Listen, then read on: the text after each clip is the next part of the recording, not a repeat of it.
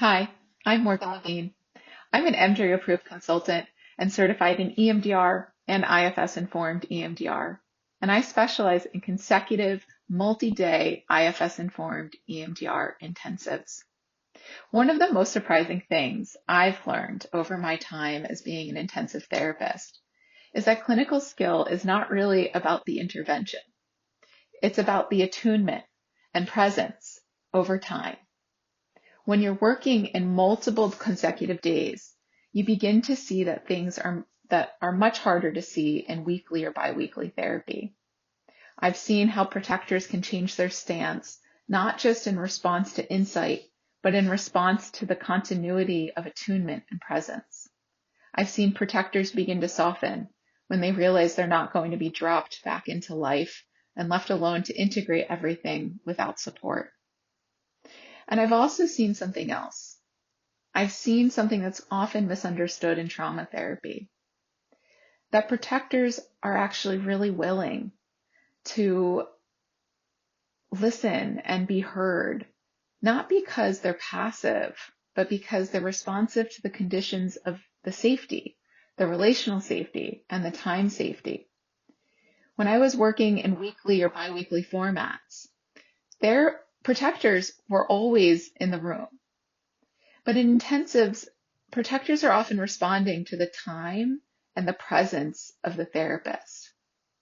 When a protector knows there's time, real time, consecutive time, protectors don't have to be the same level of vigilant.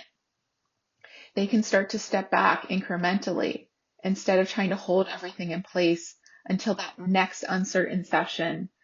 They're never sure what's going to happen in between sessions.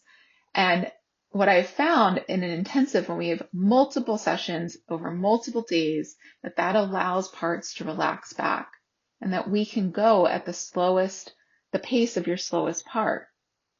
And this combination creates safety.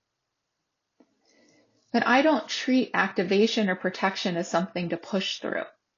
That activation and protection is information. In IFS-informed EMDR, what's in the path is the path. So if protectors do arise during our time together, we don't have to bypass them. We have plenty of time to stay with them, to build a relationship with them, to listen to them.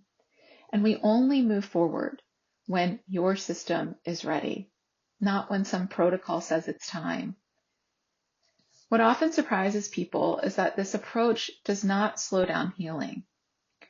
It actually accelerates it, and not in a forced way.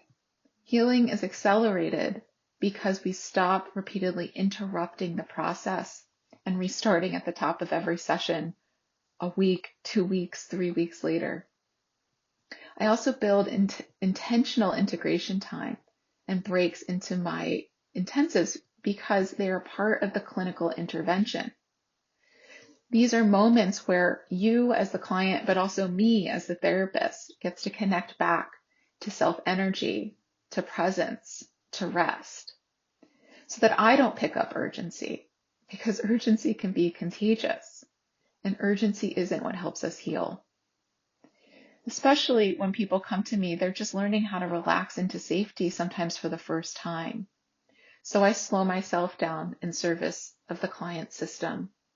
And over time, over consecutive days, this has taught me something very simple yet profound, that when protectors feel continuously held, they begin to trust your system's capacity to heal.